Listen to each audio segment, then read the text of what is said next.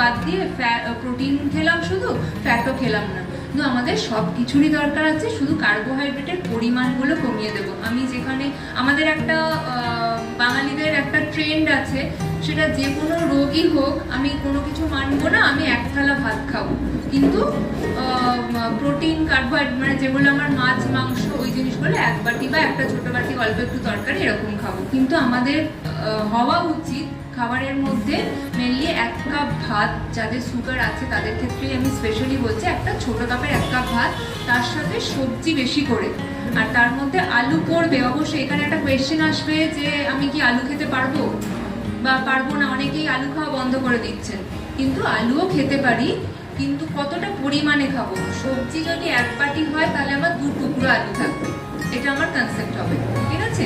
আর তার সাথে মাছ মাংস যে জিনিসগুলো, সেই প্রোটিন খাবারগুলো আমি বাড়িয়ে দেবো, আর ফ্যাট পোর্শন যেগুলো আমি খুব অয়েলি